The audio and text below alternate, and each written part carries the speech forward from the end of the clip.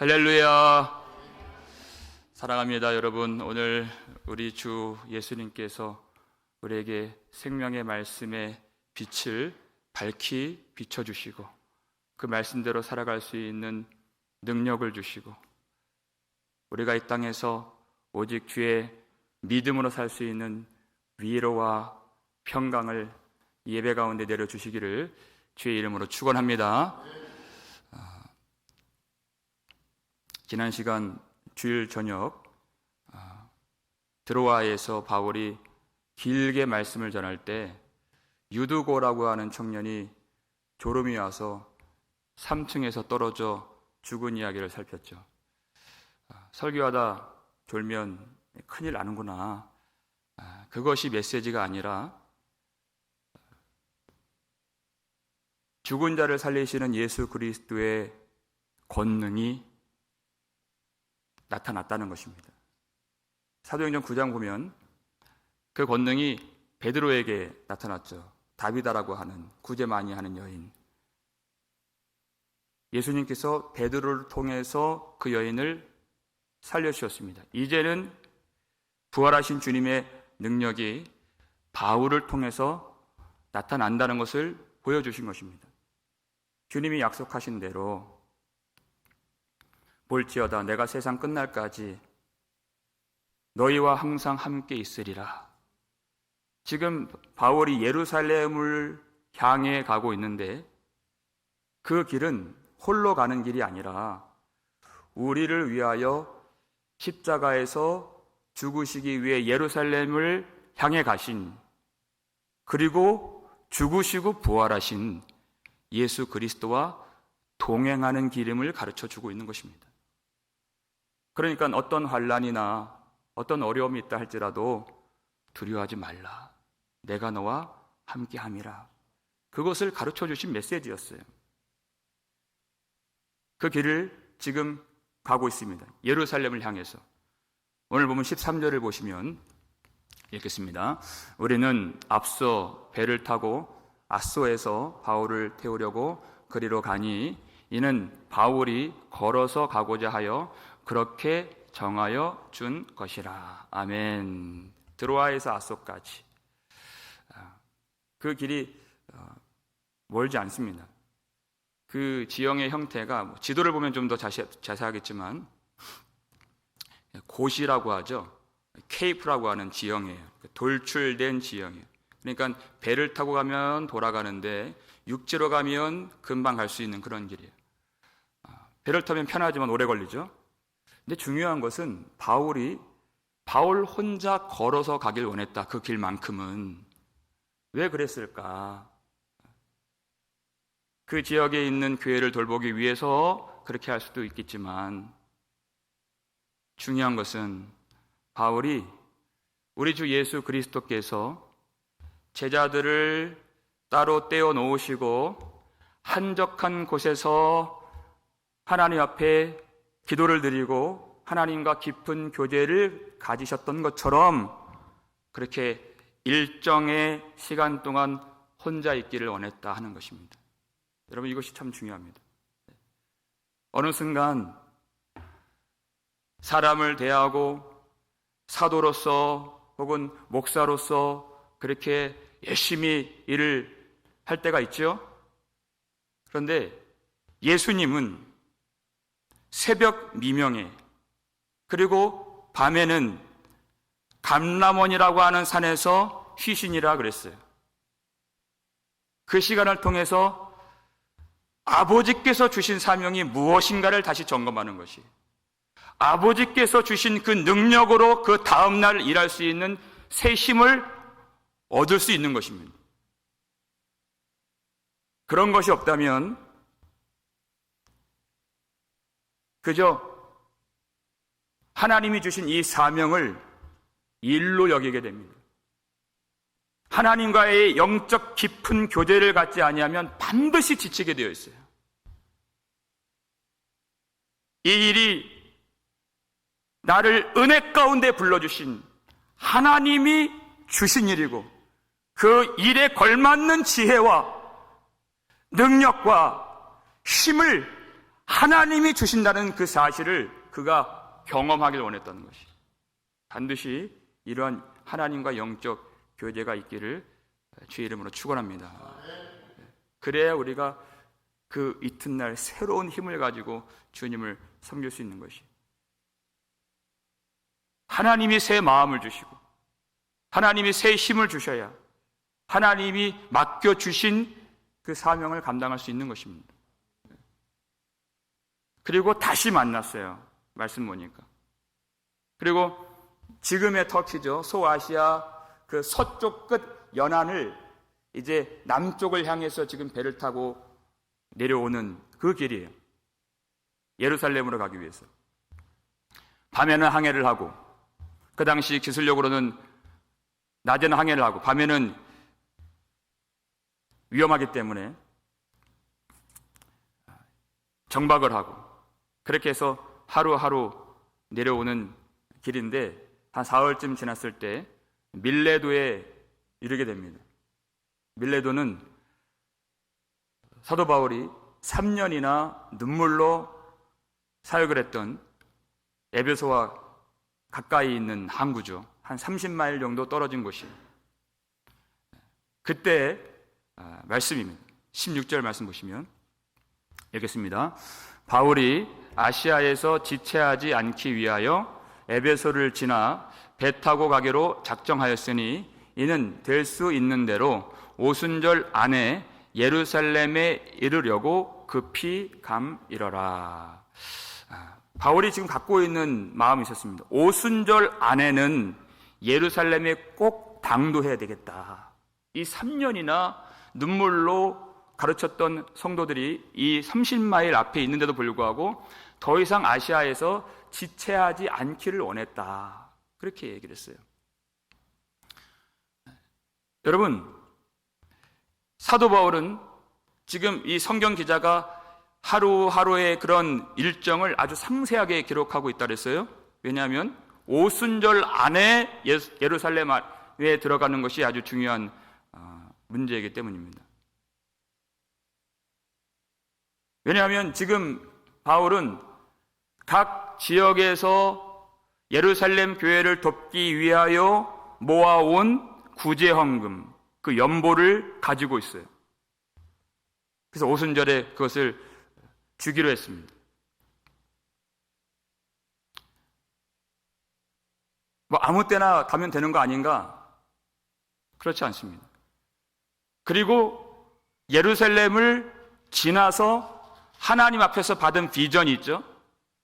로마로 가고 그 다음에 서바나, 스페인으로 가라 하신 하나님의 뜻이 있어요.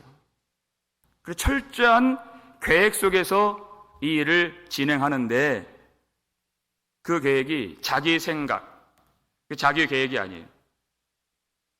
하나님이 이 교회에 주신 교회의 절기를 따라서 전통을 따라서 계획하도록 하셨다 그 뜻입니다. 여러분, 오순절은 유대인들이 지켰던 77절이죠. 초막절이 오순절이에요. 그런데 그때 어떤 역사가 일어났습니까? 77절. 그 열매를 처음 얻는 그 절기에 성령의 첫 열매로서 성령을 위에 부어주신 그 백성들이 교회가 된 것이, 교회가 태동하게 된 그 날을 기념하여서 반드시 오순절에 예루살렘에 가야 되겠다는 그런 마음의 계획을 갖도록 하신 것이에요. 여러분, 이 점이 중요합니다. 사도 바울은 자기 생각대로 아무렇게나 계획을 세운 것이 아니에요. 여러분, 우리도 일정이 있고 계획을 세우는 데 있어서 여러 가지 조건들을 따집니다. 일을 하면 회사의 사정, 또 가족들의 사정, 내 건강 상태 다 봐요. 중요한 것은 하나님이 주신 그 전통과 절기를 반드시 생각해야 된다 하는 것이에요. 어떤 일정과 예를 들어서 고난주간이 그렇게 맞물렸어요. 이때는 하나님 앞에 우리가 기도하고 예수 그리스도의 십자가를 묵상하고 그리고 곧 다가오는 예수 그리스도의 부활의 영광을 기뻐하며 감사하며 예배를 드려야 되겠구나 하는 그런 마음이 있어서 우리 계획들이 수정되고 우리 계획을 접을 줄 안다면 하나님이 얼마나 기뻐하시겠어요? 하나님 중심으로 사는 것이에요. 하나님의 시간표를 따라서 내가 계획하고 주님을 섬기는 것입니다. 그것이 우리가 주님의 소유가 되었고 주님이 우리의 주인이 되신다고 하는 믿음의 고백인 것이에요. 말로만 그렇게 하고 내 마음대로 하는 것은 그건 내가 주인 되는 것이죠. 철저하게 하나님이 우리 인생의 최우선순위가 되는 것이에요. 그렇게 될 수 있기를 주의 이름으로 축원합니다.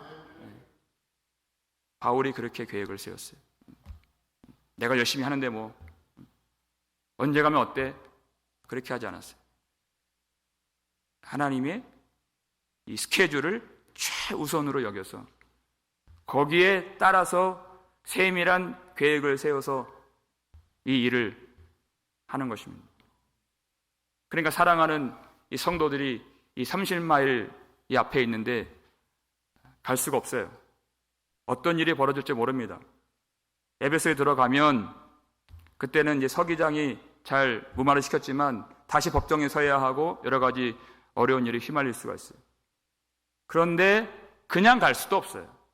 그렇기 때문에 밀레도 항구에 교회 대표들 장로들을 불러서 이제 언제 다시 볼까 예측할 수 없는 이 험한 세상 믿음으로 이기고 살아야 하는 그런 성도들을 위해서 교회 대표인 장로들에게 이 말씀을 전하고 있는 것입니다. 18절, 19절 말씀 읽겠습니다. 오매에 그들에게 말하되 아시아에 들어온 첫날부터 지금까지 내가 항상 여러분 가운데에서 어떻게 행하였는지를 여러분도 아는 바니 곧 모든 겸손과 눈물이며 유대인의 간계로 말미암아 당한 시험을 참고 주를 섬긴 것과 그렇게 얘기했어요. 중간에 여러분이 나를 아십니다 이렇게 얘기한 거예요. 내가 어떻게 첫날부터 여러분 가운데 거하게 되었고 항상 여러분 앞에서 어떻게 행하였는지를 여러분이 잘 알지 않습니까? 이렇게 얘기하는 거예요. 여러분 왜 이렇게 얘기합니까? 에베소 교회에는 바울을 비방하는 사람이 있기 때문입니다. 바울을 대적하고 그 복음을 멸시하는 그런 세력들이 있기 때문에 이 말을 하지 않을 수가 없는 것이. 겉으로는 세상의 핍박, 유대인들의 그 간계가 있고 안으로는 거짓된 가르침을 가지고 들어와서 은근히 양의 옷을 입고 들어온 그런 사나운 이리들이 있기 때문에 안팎으로 시험을 받은 이 교회를 말씀으로 지키기 위하여서 여러분이 잘 알지 않습니까? 여러분이 그 복음을 받지 않았습니까? 그렇게 얘기하고 있는 것입니다. 여러분, 복음은 항상 세상의 반대를 받습니다. 세상에서 강연을 하는데 누가 그렇게 눈에 쌍심지를 켜면서 위협하고 반대하는 사람이 있습니까? 복음은 그렇지 않아요. 육신에 속한 사람들은 복음에 대한 아주 강한 반발심을 가지고 있고 거부감을 가지고 있다는 것입니다. 그런데 부활하신 예수님이 사도 바울을 처음 만났을 때부터 그 말씀을 해주셨어요. 이 사람은 택한 나의 그릇이다 이렇게 말씀하셨어요. 그리고 그 바로 다음 말씀 사도행전 9장 16절에 이런 말씀 주셨습니다. 읽겠습니다. 그가 내 이름을 위하여 얼마나 고난을 받아야 할 것을 내가 그에게 보이리라 하시니. 아멘. 우리가 주님 만나면 영광을 보고 하나님의 선하심을 보고 구주 예수 그리스도의 아름다움을 보는 것은 말할 것도 없지만, 주님이 우리를 부르실 때 반드시 보여주실 것이 얼마나 고난을 받아야 할 것인가, 그것을 보여주신다. 우리가 세상에 속하여 있지 아니하고 예수 그리스도께서 우리를 택하여 주셨기 때문에 주님이 당하신 그 고난, 반드시 그 교회, 반드시 그 성도의 인생 가운데 나타나게 되는 것이, 그것이 있기 때문에 내가 주님께 부르심을 받았다는 것을 알 수 있고, 그것이 있기 때문에 내가 그리스도의 고난에 동참하고 있다는 사실을 항상 기억하여서 이제는 곧 잠시 후면 예수 그리스도의 영광에도 들어가게 될 것을 확신하게 되는 것이. 그러니까 바울이 디모데에게 오직 하나님의 능력을 따라 복음과 함께 고난을 받으라, 이렇게 얘기했어요. 복음을 받는다는 것, 하나님의 능력을 받는다는 것, 그것은 돌려 말하면 고난을 받는 것이다. 그것이 우리가 택정함을 받고 하나님의 은혜를 받았다고 하는 증거가 되는 것이기 때문에. 그러니까 모든 겸손과 눈물로 내가 주님을 섬긴 것을 알지 않습니까? 이렇게 하는 것이에요. 모든 겸손과 눈물, 이렇게 얘기를 했어요. 여러분, 계시를 받았다, 특별하게 성결해 주셔서 하나님의 뜻을 알게 해 주셨다 했을 때, 여러분, 사람은 그것으로 교만해질 수 있습니다. 우리가 많이 공부해서 알게 됐나요? 우리가 특별히 무엇인가 잘해서 알게 되었나요? 하나님의 은혜로 알게 된 것입니다. 하나님이 빛을 비춰주신 것입니다. 위로부터 내려주신 것이에요. 우리가 끌어당긴 것이 아니라 하나님이 강림하시고 임재해 주신 것입니다. 그런데 조금 더 안다고 모르는 사람을 무시합니다. 믿음이 강하다고 약한 자들을 멸시합니다. 사도 바울이 그걸 알았어요. 하나님이 나로 하여금 자고하지 않게 하시려고 이 육체의 가시 사단의 사자를 내게 주셨다, 고백을 하잖아요. 이 지극히 큰 계시를 받은 것이 교만함으로 나아가지 않게 하시려고 하나님이 나를 낮춰주셨다, 이렇게 얘기했어요. 여러분, 우리의 노력으로 겸손케 되는 것이 아니라 하나님의 은혜로 겸손하게 만들어주신 것입니다.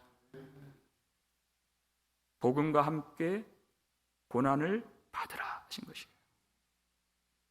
그래서 많은 눈물을 흘리죠. 그 많은 눈물 속에서 그 젖은 눈으로 십자가를 바라볼 때 그 전에 알지 못했던, 십자가의 복음이 과연 이런 것이구나. 머리로만 아는 것이 아니에요. 그 복음이 내 굳어진 마음 그 깊숙한 곳으로 은혜의 강물이 내 안에 부어짐으로 그것이 깨달아지는 것이에요. 그리고 그 많은 눈물을 흘릴 때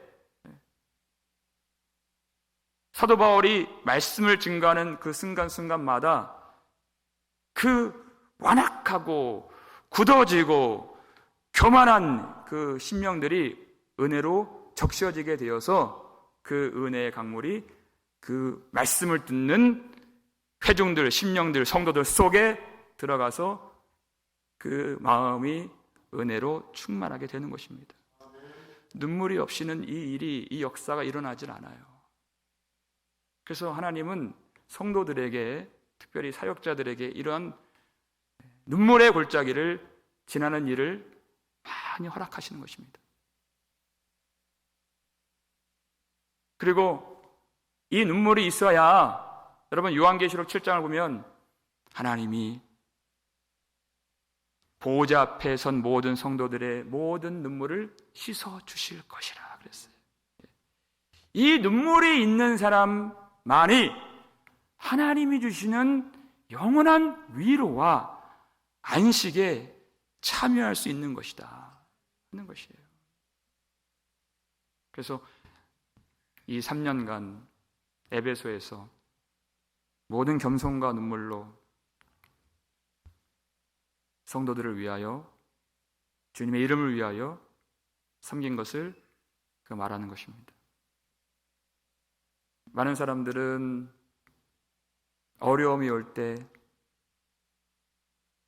섬기는 것이 피곤할 때 그 십자가를 벗어던지고 도망치는 사람들이 있습니다. 여러분, 예수를 믿는 것은 우리가 편하려고 믿는 것이 아닙니다. 우리 주님께서도 섬김을 받으려 함이 아니요, 오히려 섬기려 하고 자기 목숨을 많은 사람을 위한 대속 제물로 주려 함이라 그랬어요. 우리가 대접을 받으려고, 높임을 받으려고 교회에 나오는 것이 아닙니다. 우리에게 주님의 은혜가 있고 예수의 영으로 우리를 채워주셨다면 우리가 주님의 길을 걷는 것이, 복음과 함께 고난을 받는 그 길인 것입니다. 우리 주님이 걸어가셨던 그 눈물의 골짜기, 성도들이 함께 걷기를 원하시는 것입니다. 여러분, 순종이 무엇입니까? 주님과 함께 고난을 받는 것입니다. 내 마음대로, 내가 하고 싶은 대로 그렇게 사는 것이 아니죠. 모든 겸손과 눈물로 주님을 섬겼다 그랬어요. 주님을 섬긴다는 것, 나를 위하는 것이 아닙니다. 오직 주님만을 위하고 주님의 뜻대로 행하고 주님을 높이고 주님을 위하여 나를 버리는 것, 그것이 주님을 섬기는 것입니다. 사랑하는 여러분, 우리를 위하여서 자기를 버리신 우리 주 예수 그리스도의 사랑 안에서 우리 평생의 주님을 잘 섬기는 그런 교회, 우리의 신앙, 우리의 충성, 우리의 인생 될 수 있기를 주의 이름으로 축원합니다. 주님이 기뻐하시는 인생.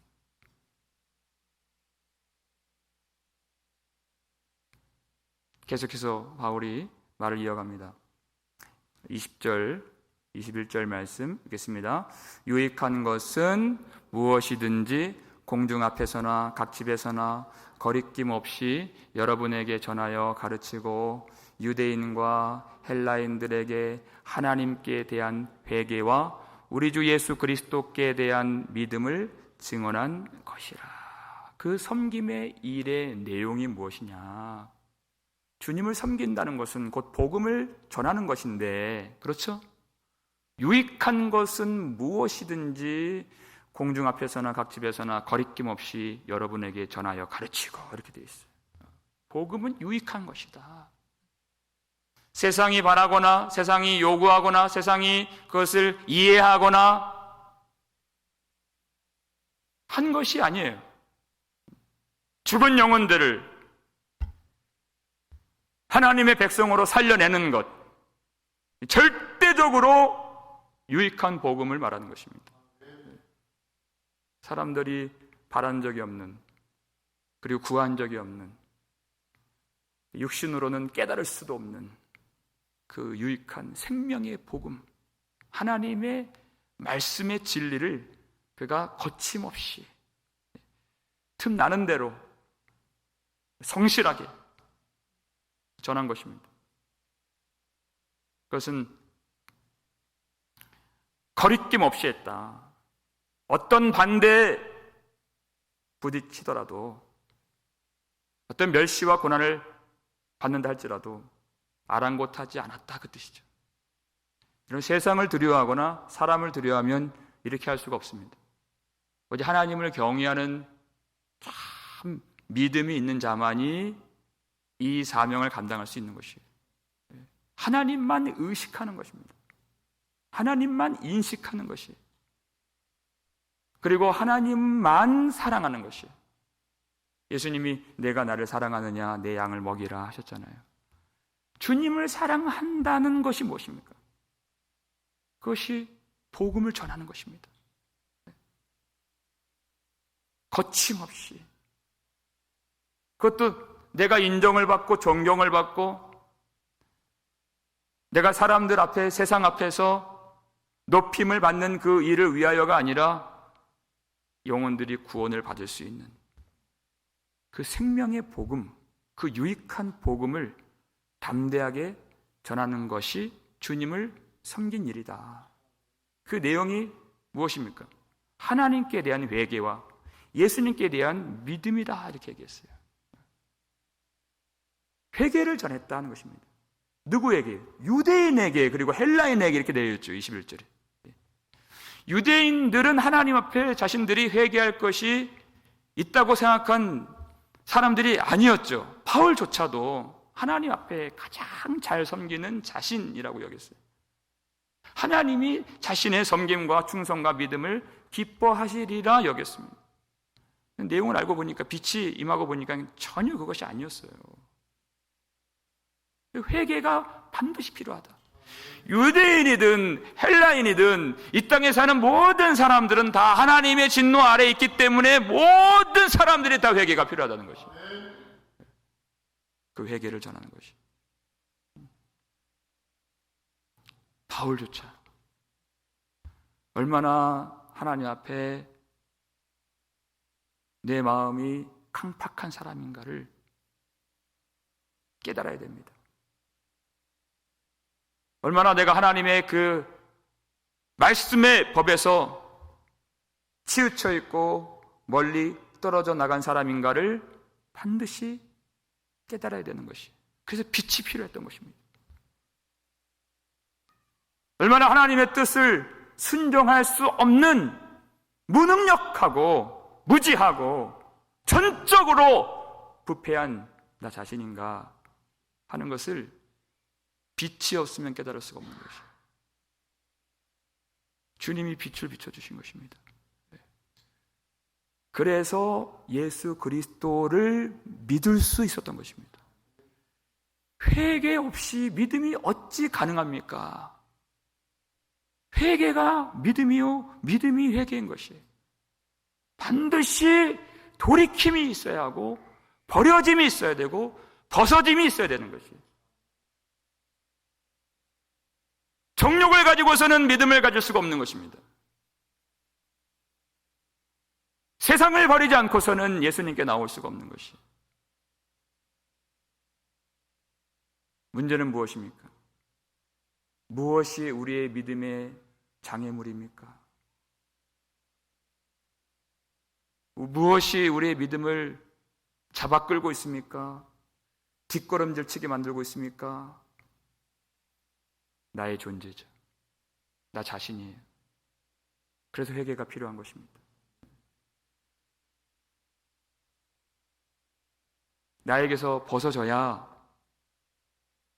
내 것이 버려져야 예수 그리스도를 갈망하는 믿음에 이르게 되는 것이. 오직 주님밖에 없습니다 하는 그 믿음은 회개를 통하여서 빚어질 수 있는 것입니다.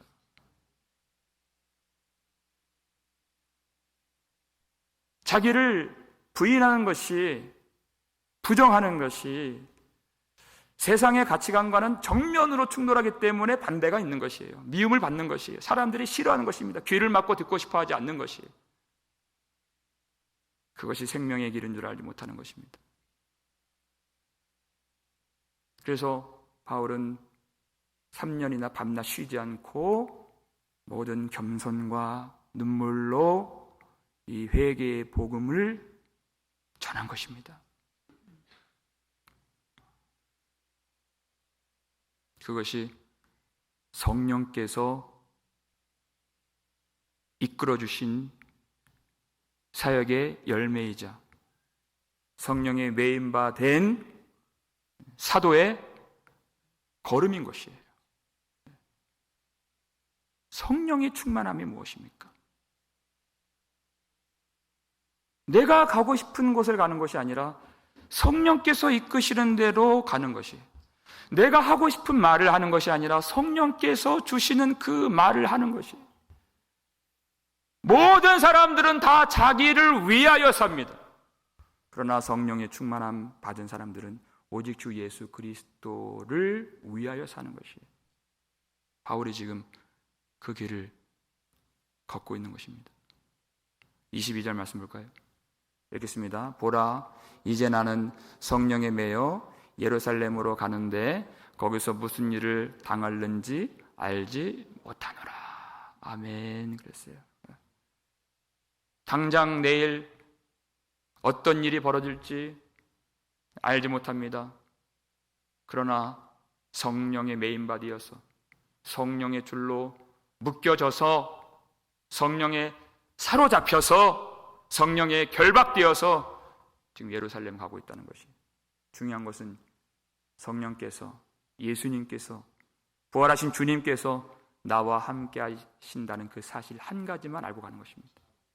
그러니까 뭐라고 그래요? 23절에서 환난과 결박이 기다리고 있다는 것을 각성해서 가르쳐 주시는 것이.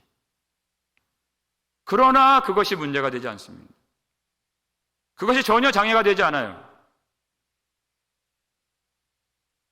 사람들이 나를 결박하는 것이 나에게 중요한 문제가 아니라 성령께서 나를 결박해 주시고 성령의 메인바디여서 성령께서 나를 이끌어 주시는 주 예수 그리스도와 동행하는 그 한 가지 사실만이 중요하기 때문에 두려운 것이 아닙니다. 그 길을 피할 수도 없습니다. 세상에 아무리 그 사도를 위협하고 또 결박하고 매질하고 죽인다 할지라도 부활하신 주님께서 함께 하시는 성령의 메인바 된 이 길을 어떻게 포기할 수 있겠습니까? 우리가 이 은혜를 구하기 위하여서 오늘 기도하는 것입니다. 그래서 마지막으로 사도가 이렇게 고백을 하죠. 24절 말씀 읽겠습니다. 내가 달려갈 길과 주 예수께 받은 사명 곧 하나님의 은혜 복음을 증언하는 일을 마치려 하면은 나의 생명조차 조금도 귀한 것으로 여기지 아니하노라. 아멘. 나의 생명조차 조금도 귀한 것으로 여기지 아니하노라. 모든 인생 가운데 내 생명 부지하려고 얼마나 많은 애를 쓰고 지식을 갖고 노력을 하고 그렇게 조심조심 조바심을 가지고 우리가 살아왔습니까? 하지만은 성령께서 우리를 충만하게 붙들어 주시고 성령의 메인바 되면 달라져요. 생명은 귀한 것입니다. 그러나 주 예수 그리스도께서 더 귀하신 분임을 우리가 깨닫게 되는 것이, 주님보다 귀한 건 없다는 것을 알게 되는 것입니다. 내 생명이 귀하지만은 주 예수의 복음, 하나님의 은혜 그 사명보다는 귀한 것이 아닌 줄을 알게 되는 것입니다.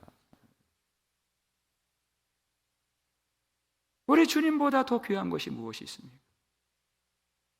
영원한 생명이신, 영원한 영광이신 우리 주 예수 그리스도. 우리 주님의 영광이 우리 인생 가운데 가장 귀한 것을 알게 돼요. 그래서 그 영광을 위하여 사는 삶이, 그것이 하나님이 우리에게 허락하여 주신 본분을 다하는 삶인 것입니다. 주님 앞에 칭찬받는 삶인 것이에요. 주님이 그렇게 살라고 우리를 이 땅에 심어주신 것입니다. 내가 하고 싶은 거 하라고 심어주신 거 아니에요. 나의 꿈과 나의 계획, 무엇이 의미가 있습니까? 내가 하고자 하는 것, 주님과 연결되지 않고 하나님의 나라와 잇대어 있지 아니하면 무슨 유익이 있을까요? 전혀 의미가 없는 것이에요.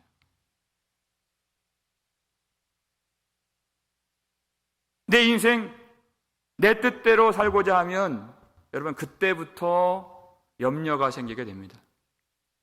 두려움이 생기게 됩니다. 왜? 주의 성령으로 메인받은 인생이 아니기 때문에 당연한 결과인 것이에요. 그러나 우리 인생, 당장 내일 일 어찌 될지 모르고 당장 내 앞에 어떤 환난이나 결박이 올지 모르고 내가 먹을 수나 있을까? 자녀들을 잘 기를 수나 있을까? 그런 어떤 염려하지 아니하고 하나님이 나를 구원하신 그 은혜의 감격이 밀려와서 그 은혜가 나의 마음을 완전히 조금의 틈도 남겨두지 아니하고 나를 지배해 주신다면 무슨 걱정이 있겠습니까? 내 삶의 무게를 내가 짊어지려고 아둥바둥 살 이유가 어디에 있겠습니까? 곧 한 줌의 흙이 될 우리의 그 작은 인생, 영원하신 우리 아버지 영광을 위하여서 하루라도 더 쓰임받을 수 있다면 영원한 하나님 나라의 소망을 가슴에 품고 주님이 기뻐하시는 그 명령을 따라서 한 시간이라도 더 주님을 따라서 걸어갈 수 있다면 그것이 얼마나 기쁨이 돼요. 무엇이 두렵습니까? 우리의 모든 삶의 열정과 시간과 물질과 노력과 진액이 영원한 생명이신 예수 그리스도께 다 부어질 수 있다면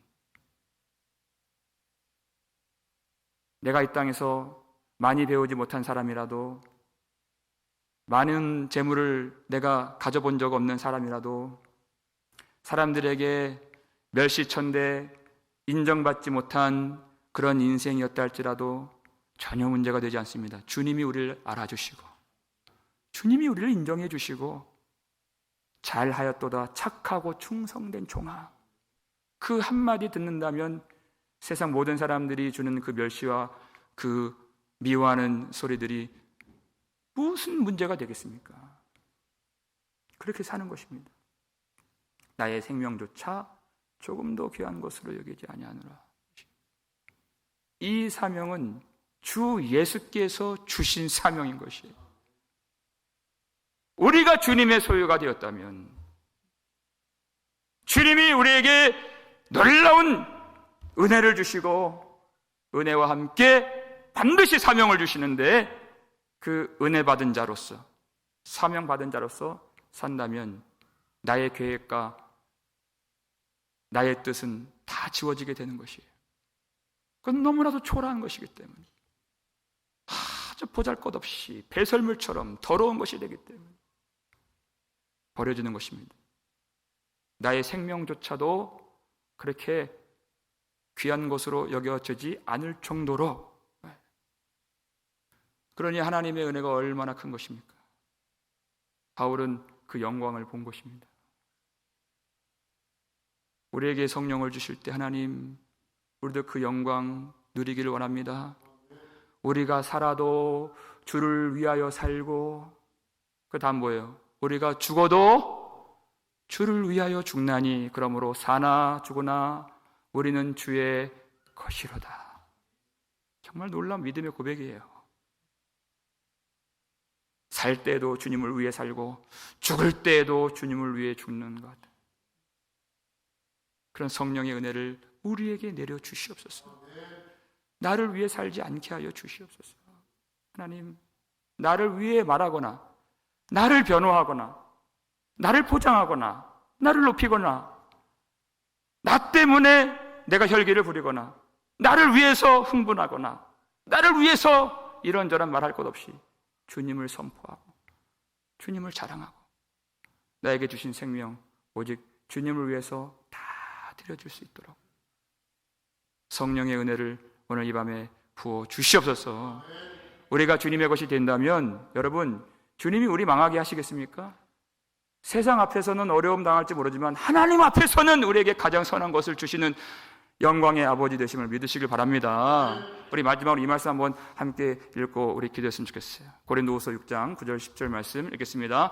박해를 받아도 버림받지 아니하며 거꾸로 뜨림을 당하여도 망하지 아니하고 우리가 항상 예수의 죽음을 몸에 짊어짐은 예수의 생명이 또한 우리 몸에 나타나게 하려 함이라. 아멘. 여러분, 믿음을 가집시다. 믿음을 가집시다. 믿음으로 삽시다. 하나님이 우리에게 가장 좋은 것을 주십니다. 주님을 위해서 목숨까지도 생명까지도 조금도 귀한 것으로 여기지 아니하노라. 그렇게 산 인생들 하나님이 버리시겠습니까? 박해를 받을 수 있죠.